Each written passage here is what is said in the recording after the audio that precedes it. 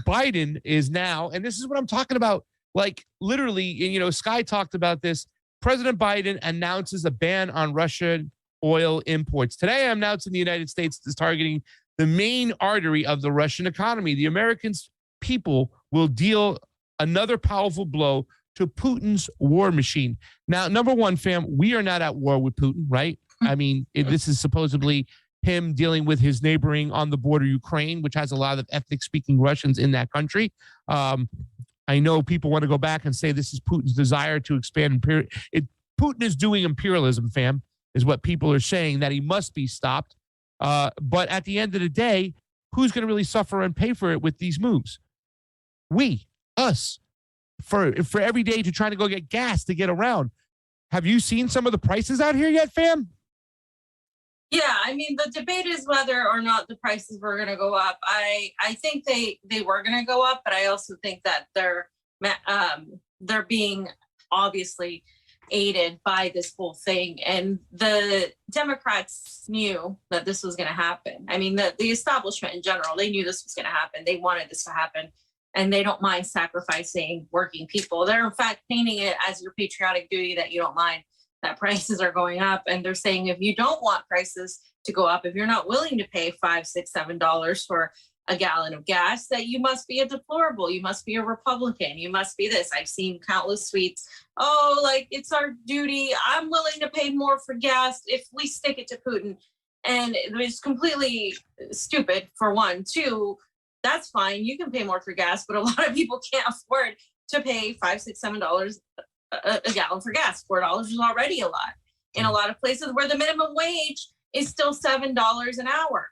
So you're not going to tell people to pay the equivalent, you know, near the equivalent of what their hourly pay is for gas. Especially also now this affects businesses, particularly small businesses too. I have friends that you know were giving out gas cards for their business, and now they're not going to be able to do that. It's just completely going to destroy not just the economy of Russia via sanctions. Obviously, Russia will be affected, but Russia has other avenues to make a profit. But the European Union, particularly Germany, that depends a lot on the gas from Russia, will be absolutely devastated. And they're already sanctioning Russia. And some people are saying, hey, this is going to screw our economy. This is going to screw our economy. Yeah. There's a reason why the Biden administration went over to Nicolas Maduro to try to talk to him about potential purchases after not recognizing and trying to coup Maduro and replace him with Guaido. There's a reason the United States is going to Iran. The United States isn't, you know, winning the war here. I mean, their proxy war. This isn't, you know, Ukraine isn't winning anything. If you pay attention, you see really who has overextended their hand. And the US and NATO have absolutely overextended their hand on this, and they know this, and they are weaponizing it still to manufacture consent for this new Afghanistan war with via Russia, Ukraine.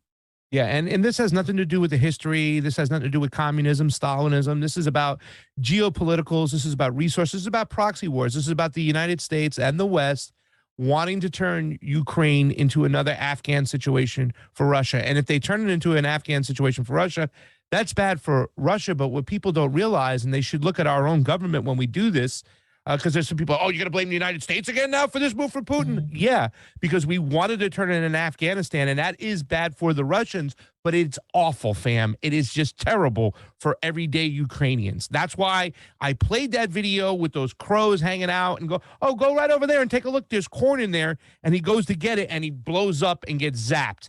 Because we didn't give a shit about these people. We haven't cared about them. And now Biden's pretty much saying he doesn't care about you at home. If you watched Roar Media yesterday's one-up with Oz and Shanda, they talked about Stephen Colbert going, I'll pay more money, fam, because it will make me look, more morally superior to everybody else. Yeah, you can afford it, you cuck. But the everyday person can't. Fam just mentioned the minimum wage, what it is and everything, and how much people are suffering. You think right now, coming out of a pandemic, they have to deal with this now? Now it's going to cost them more money just to get around? Here's Zombie Joe with his little speech telling the American people, sorry, suck it up, big boy and big girl. It's on you. Today, I'm announcing the United States is targeting the main artery of Russia's economy. We're banning all imports of Russian oil and gas and energy. That means Russian oil will no longer be acceptable at U.S. ports, and the American people will deal another powerful blow to Putin's war machine. This is a move that has strong bipartisan support in Congress and, I believe, in the country. Americans have rallied to support their Ukrainian people and made it clear we will not be part of subsidizing Putin's war.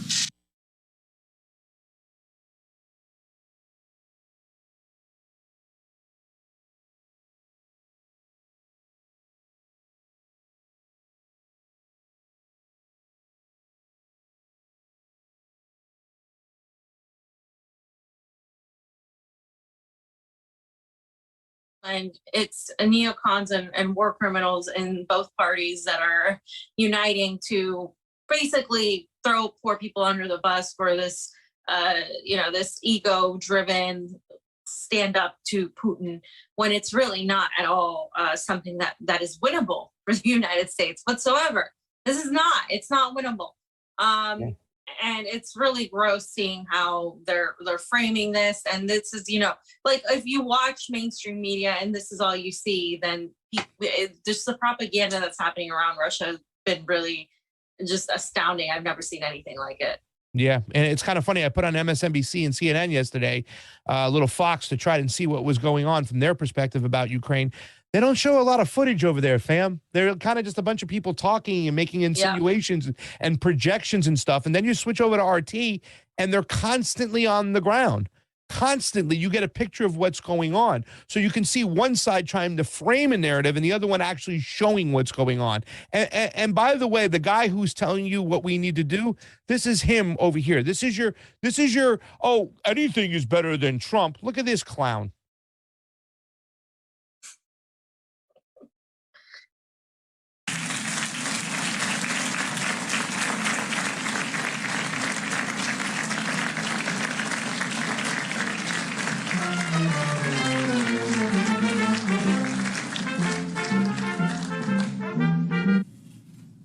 We are screwed. I had to play the Michael Scott because the guy can't even exit off a fucking stage, fam. Like, I mean, who the hell? You really believe that this guy got more votes than any president in the history of the United States? Okay. Okay, moving on.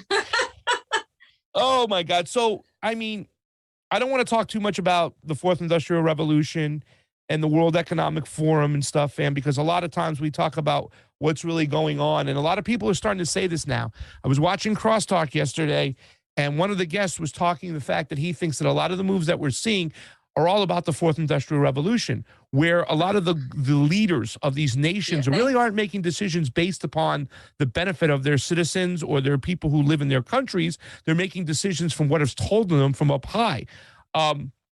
And this is going to hurt a lot of people. What Biden's move, when he's pointing the finger at Putin for being off, is going to hurt the American, everyday person in their pocket. Well, same thing over here in Russia. Now here's Putin. He's making a move as well. We get to this phase where it's you sanction me, I'll sanction you. Putin signs countermeasure decree limiting Russian exports after Biden's Russian oil import ban. Within hours of Joe Biden announcing a far-reaching ban on all U.S. imports of Russian oil while warning Americans that gas prices are about to go up even further, Vladimir Putin is reported to have signed his own countermeasure decree. Russia's RIA news agency is reporting that the new decree blocks all exports of raw materials from Russia of certain materials, and state media reports noting the specific list will be made public in 2 days. Fam, we've already had reports that the ruble is kind of like it's losing its value almost. The ruble, yeah. The ruble, thank you. I said the ruble. The ruble, sorry. Fam knows all about the currency. She educates me on that. It's already losing its value like crazy. And something like this situation happened before. Sometimes you can only think like, is this just all theater playing out in front of us so these global leaders can do what they're told from the WEF, the World Economic Forum, and sack everybody and crush the economies of the small working people so they just turn on each other? So for me, it's like I get that there is this like world economic global agenda happening, but at the same time, I also think Russia as a country has suffered a lot. It's a country that has lost over 100 million people during World War II fighting the Nazis, and then of course Americans came in and took the credit as the defeaters of the Nazi regime. They have gone through, the period of the USSR, and the end of that period was extremely difficult. They have faced, the fall of the Berlin Wall, a lot of things that have happened in Russia. The many revolutions have pretty much made it a country of people that have suffered. And I think that this situation, as much as I do look at the whole global aspect of it and how it's being distracting from a lot of things happening with, the pandemic's now forgotten. It's taken a back seat. I think that there is an actual pushback towards the Western sort of unilateral hold on in Europe, and its attempt to expand even further east. Its attempt to wage some sort of power struggle with China and Russia, Iran, and the West and East Asia. And I think that you're seeing that power struggle play out in this. And I think that the pushback that's happening is a real pushback by the country of Russia, because of the fact that there are these groups that are being used, these radical groups, just like the United States used radicals in West Asia to exert more control by the West and more demands. And I don't think we know exactly how each leader of each country is going to play out. They could be playing both sides. It could be playing, several things here. But I think that there is a legitimate pushback against the Western hegemony. And by the way, just in terms of this, I would do the same thing if I were Putin, because it's the same thing with the censorship. Why would you want Facebook and Twitter putting out their propaganda and the national security state apparatus of the West completely spying on you, while you and your point of view, your perspective or whatever gets completely banned in the US? It's at this point, you have no choice but to play tit for tat. It's a game of chess. And, Russians are really good at chess. They really, really are.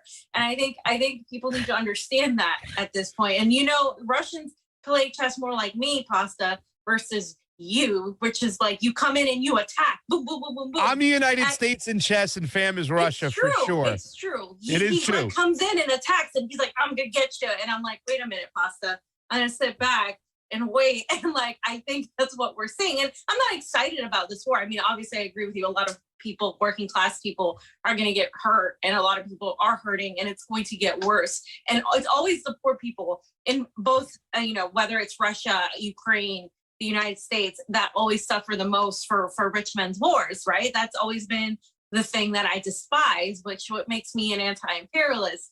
At the same time, I think somebody needed to put their foot down in respects to this. There's been a lot of violations, from the Minsk Accords to the eastward expansion of NATO to the arming and funding of neo-Nazis and completely pretending that that's not happening. I think that that is more than enough reason to push back and to protect themselves against what's happening here. Yeah, I agree. For the record, ladies and gentlemen, Fiorella's beat me once in chess. The second game we were playing, the board got knocked over. It was a tight game. I'm going to confess something right now, because I kind of was saying that I still was in that game. It was the point of the game where Fee was going to start taking over and she had me trapped, because every single time I come in there, very different than Johnny. Johnny is like, oh no, whatever. And then I can get him, right? Because I've beaten Johnny a couple times at chess. He's a good chess player, but I can still beat him.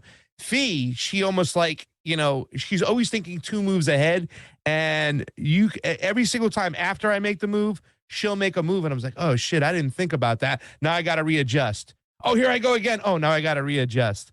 So I think Russia has made their move. And now the United States is trying to readjust And part of their readjustment is really hard because they can't erase history. They can't erase what they did, especially in 2014 when we got all the receipts.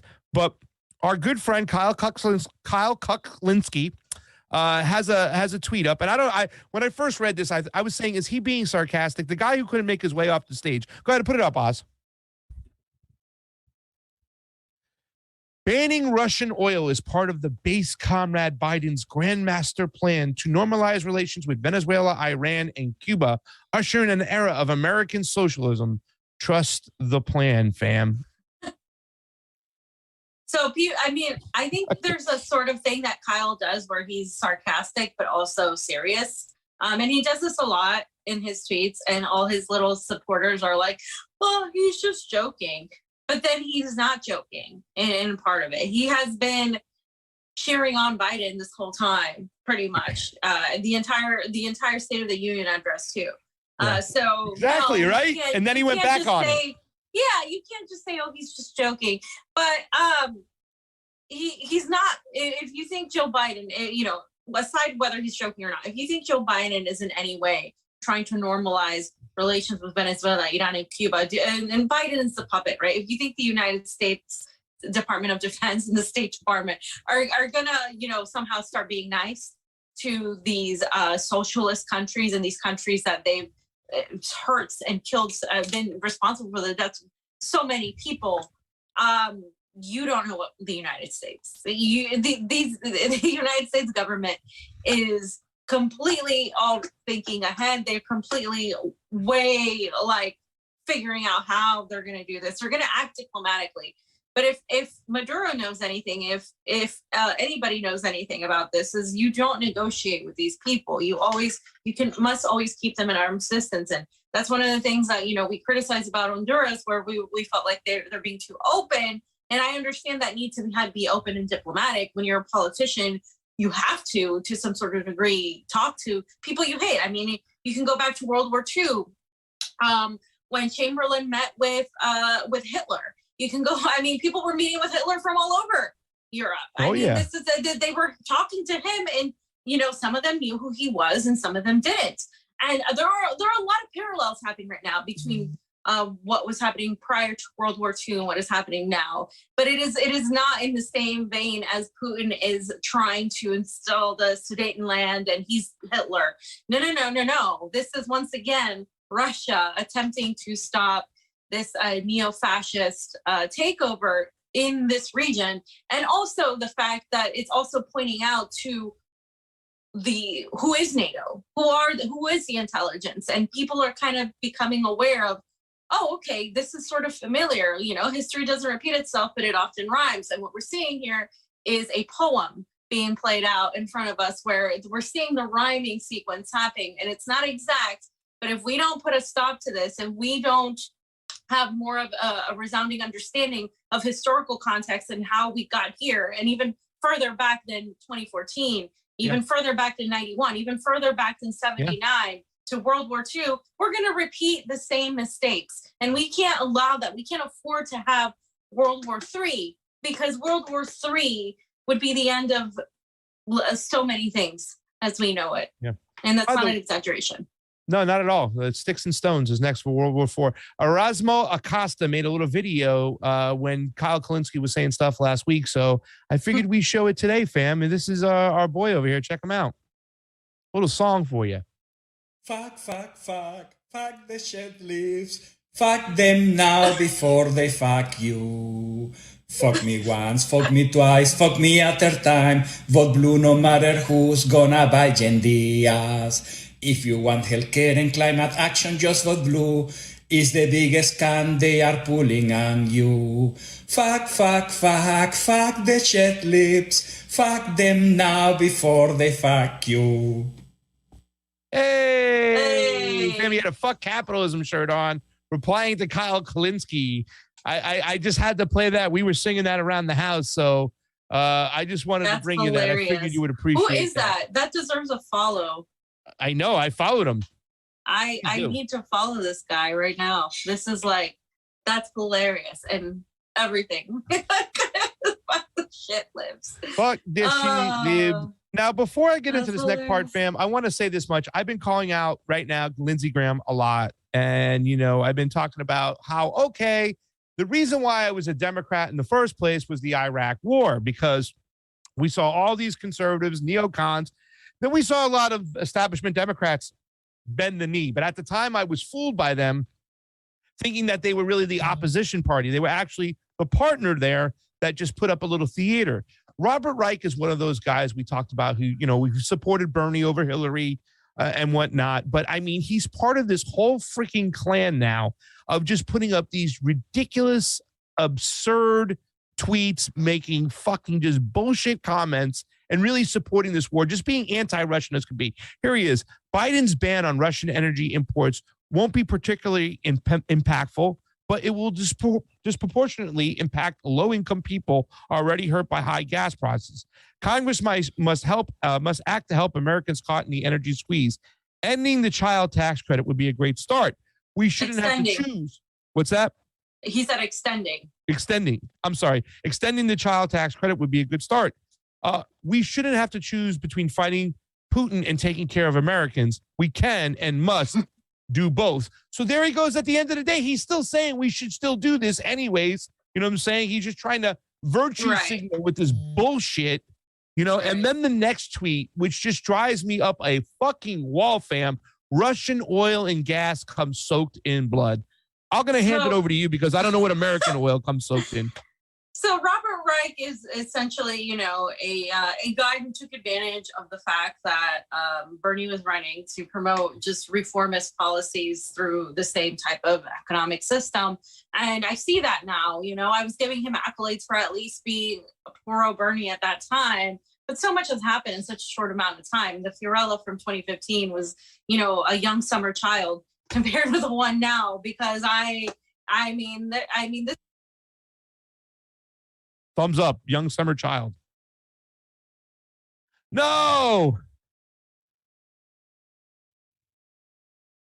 Go to full screen, whatnot, and Fee got frozen. But yeah, I mean, what Fee was saying is that a lot of these just the epitome of support.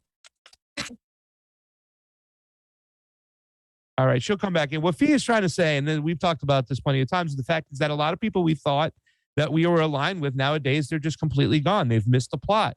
Bernie Sanders got to be one of the biggest cucks of all time. He has fallen so far from fucking grace. And it reminds me of his decisions when it came to Kosovo and Bosnia and the Serbian situation. It's almost identical as, again, it's at the end of the day, he's going to fold like a lawn chair. Bam, you're back. You were talking about your ex-boyfriend, Robert Reich. What happened? Yeah, so he blocked me on Twitter, which is like really weird. Like, I don't know. I never really said much to him, but yeah, I mean, this is just typical. And I wanted to comment on what he said because he's absolutely right. This is going to hurt working people. But his solution, just even look at his solution, extending the child tax credit. What does that have to do with anything? That's not going to help anything. People need money. They need cash. They need spending money. They need to not be punished for what the United States wants to do. You know what would help is if we stopped involving ourselves, removed our involvement, completely said, okay, we're Ukraine, you solve it. You agree with Russia's, Putin's demands of denazification and demilitarization. You get to keep your country because Putin isn't trying to take over Ukraine. And we just step out and we just say, fine, NATO won't expand, sign it on paper, and maybe have, Russia's going to demand a little bit more security now from Ukraine because they were violating the Minsk Accords before and from NATO. But okay, fine, we remove ourselves from the situation. You stop the sanctions, stop the censorship, stop all of that. But no, that's the solution, Robert. But they're not going to do that. They're just going to give you milquetoast, like some sort of crumbs here or there. Well, if we just gave the child tax credit, which is part of the Build Back Better plan, which we know isn't a Build Back Better. We know it's the Great Reset. And so I have no patience for people like that anymore. I know. And like I was just mentioning Bernie Sanders and where he's at on the situation. It's sad. I don't think there's anybody who's falling further from grace than Bernie Sanders, but we still see a lot of progressives out there still sharing his thing, his virtue signaling, whatnot. You know, he'll never stand up to power when push comes to shove. He'll just say his lines. He'll get his following. He'll make his money and he'll move on his way. Pasta, the reason they're regurgitating, a lot of these idiots are regurgitating the same State Department talking points is because Bernie, their leader, is doing it. Because unfortunately, some people look to a leader and they elevate them to the status of godliness, where they cannot be criticized and where they're forever, you know, love them and like not be able to criticize them. And that's what Bernie has become. He just regurgitates whatever Biden is saying, whatever the State Department is saying. And so because Bernie is doing it, they're like, see, Bernie. And that's obviously was used. And that is what pisses me off more than anything. More than anything is that he's allowing himself to be weaponized to sheep herd people into a imperialist mindset. It's more than just the Democratic Party. It is an imperialist pro-global agenda mindset that he's being used for under the guise of some sort of, you know, phony socialist, democratic socialist. Ma'am, did you just call Bernie a phony socialist? He's a dem socialist. He's not even a. Yeah, anyway. Well, that's where we're at. Okay, so and good point. I mean, it's just kind of getting nauseating at this point, and they're seeing the report this. Now, I put up this next person stuff over here. This is my friend and our friend, I should say, David Bond. He's on Instagram, a hiker stoned. He's an activist. He likes to write, whatnot. He has a great Substack. Go ahead and check it out. The Breaker of Sheeple. Why Putin isn't wrong. If you're blaming Russia instead of the U.S. for the crisis in Ukraine, you probably believe that Saddam had WMDs, the CIA didn't kill Kennedy, and COVID vaccines are safe and effective. And they are safe and effective, according to the CDC. Just want to point that out. But the reason why I brought up his articles, he's got 3 articles in his Substack right now. This one's a really great one because you see Robert Reich talking about, extending the child tax credit. You said it was fugazi right there. Who cares if the price has got to go up? Well, why can't we have nice things? Here's a breakdown of foreign assistance that went to Ukraine from 2001 to 2020. These are your tax dollars at work in America. 2001, $144 million. 2002, $173 million. 2003, $95 million. 2004, 2005, 2006, 2007, 2008, 2009, 2010, anywhere from $130 million up to $300 million. 2011, $290 million. 12, $282 million. You can see $254 million. In 2014, $300 million. 2015, $273 million. Now you get to 2016, $500 million. $500 million again. It keeps going up and up and up and up and up and up. Damn. Why the hell are we spending so much money in Ukraine and not helping our people at home? This is why. Our imperialism is why we can't have nice things. Yeah. I mean, and it's because, you know, we're an empire and the empire must be fed. It's that simple. You don't live in a democracy. Republicans, you don't live in a republic, you don't live in a constitutional representative republic either. You live in an oligarchy, and people falling for this, you know, the culture war bullshit that goes on. Need to stop it right now because we're all being screwed by now by your red team and your blue team, and they've shown that. I mean, I'll probably put it up next show, but I didn't get a chance to put it in. AOC voted along with Lauren Boebert and the Madison Cawthorn and Pramila Jayapal. They all came together and voted for more Border Patrol security after running on this sort of, anti-border security, pro-immigration, kids in cages, oh my God, that sort of thing. When everybody's focused on Ukraine and all this stuff, they quietly, pass this it's a bipartisan bill that was introduced. And you have both Democrats and Republicans doing it. Why? Because there's no difference. And there's still people arguing with me that there's a difference. There's only a difference in rhetoric and syntax. Other than that, I mean, and I respect, and I'd rather have hey, Lauren Boebert didn't run on being, the leader of a bad immigration policy. She didn't do a photo shoot where she was crying outside of the cages. I don't expect anything from her. The reason why it's these people, these progressives, need to be continuously exposed is because they're still duping people because they ran on these things. And this is all part of the imperialist agenda because, when you talk about immigration, We know why immigration happens. Now you have people like AOC and the squad. We need to accept Ukrainian immigrants and blah, blah, blah, blah, blah. But what about the other fucking immigrants south of the border that you're not accepting? What about the Syrian immigrants, the Yemeni immigrants, the immigrants from Haiti, the country that we've consistently been intervening in and caused regime change? Like, when does it end? Republicans, why don't you focus more on ending interventionism so you don't have all these people coming here because we fucked up their countries? It's that simple. And this just goes on and on and on, and nothing is said about that. And yet again, now we're involving ourselves in another proxy war where it's going to hurt people in Russia, people in Ukraine. It's going to hurt people here. At the end of the day, what do you have to gain from it other than putting a Ukrainian flag and feeling virtuous about yourself, about going to some stupid pro-NATO Azov battalion-led rally where they're literally wearing the fucking emblem of neo-Nazis and you're just waving your flag like a moron while your economy is going to tank. It's going to tank so bad. Yeah. Let's talk about your red team, blue team illusion that you just mentioned there, right?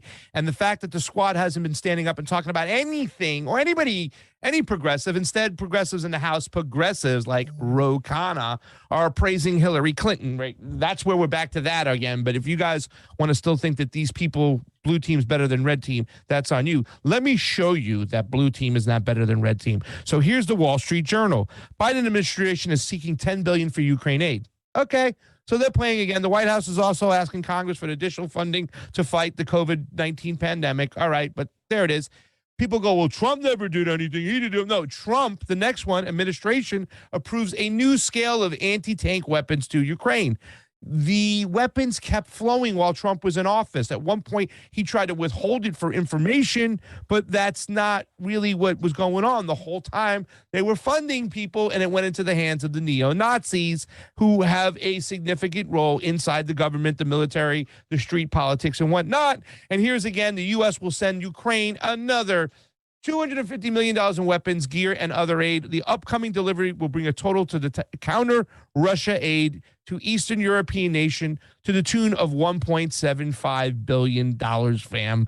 You can tell this is why we don't have nice fucking things. Why are both parties play ball? Like, I don't understand why the morons that have Ukrainian flags all over their profile pictures or whatever, I mean, it's the same people that had the masks and said, oh, well, I have a comfortable or whatever resistance to authority or whatever, reasonable, whatever. And then why aren't you mad?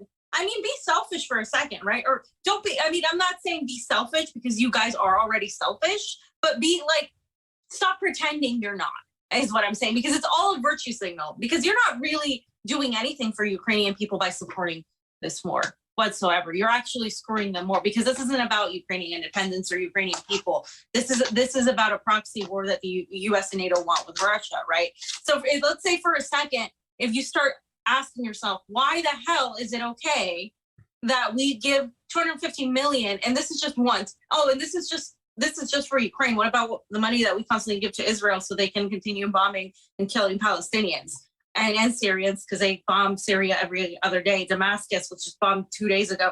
I mean, and so, like, why doesn't it anger you that this is happening? The moment somebody from the State Department, Bernie or some other idiot goes and says, we need to defend democracy in Ukraine, you just virtue signal with your Ukrainian flag, and you're not helping anything. You're literally not helping. You're actually promoting the war machine, perpetuating its existence under the guise of Putin is bad.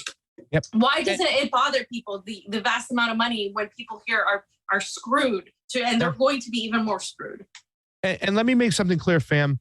We use Ukraine as a weapon, meaning we, when I say the United States, I shouldn't say we, the military, the foreign policy, the elites, the predator class, whoever's calling the shots, use Ukraine as a weapon. We wanted a proxy war against Russia. And the thing about it is, now we're at where we're at. They don't want to end this by compromise. They don't want to end this with peace and talks and coming to a conclusion where it worked for both sides without killing each other with missiles and whatnot. No, they want to end this, the West, by force, whether it be military or economic force. That's it. That's their rhetoric. That's what's going on. From what I heard the other day, and I don't know if this is true, I'm going to try to clarify this, that nobody from the Pentagon has been talking to the Russian Defense Ministry right now to try to find a way for a peaceful solution moving forward. No one. There are no talks. They're at where they want to be. They're doing what they want to do. And that's what's going on right now. And the military industrial complex, just like the big pharma industrial complex, just made a ton of money. They're set to make a ton of money because all this money that we're seeing right now, this aid is going to go through weapons. In the military industrial complex, they don't care who wins the war. They don't care who loses the war, fam. All they care live about off of it. is that we have the war. Yep. That's it. But Joe Biden's going to tell us, fam. We know who to blame here, right? Right, Oz? Show them who's to blame, fam. It's going to go up. Can't do much right now. Russia's responsible. Russia's responsible, fam. It's going to go up. But it's not. It's Putin's fault. Russia's responsible. Oz, I put that last clip in there real quick because I forgot to put it in the folder. It's a video if you can bring it up. But fam, your thoughts on Biden just completely telling people it's going to go up, but it's Putin's fault. We didn't make any decision. We didn't do anything in 2014. We haven't been funding anybody. It's Russia's fault, fam, not ours.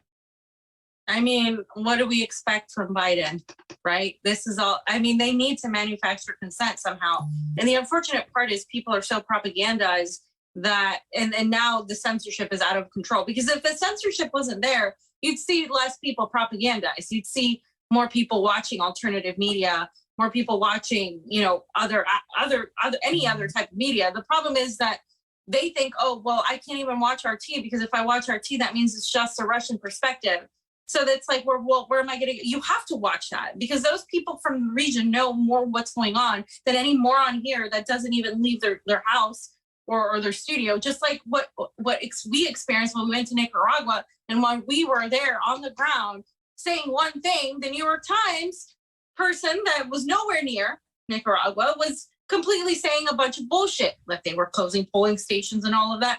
We had to debunk it live, but guess what? We don't have millions and millions of viewers. We're not on national television. We're demonetized. I mean, this is the result of that. This is what happens. And this is why they get to manufacture consent, because they have to shut down every single voice that's out there that contradicts any other point of view. And also people are really, really clinging on to the idea that there's still some sort of hope in this country, because in terms of that they're not being lied to, you know, that they think, well, do you really think the whole world is lying? Yes, it's the whole world isn't necessarily lying, but who controls the media controls the thought, controls the process. Social media too controls what people hear, and so they control essentially what people think. So it's not necessarily that the whole world is lying, it's that the whole world is being lied to and fed propaganda, and they're believing it because they don't know anything else. So it's not as simple as the whole world is lying. It's as simple as who gets to tell the story? The people in power. And who are the people in power?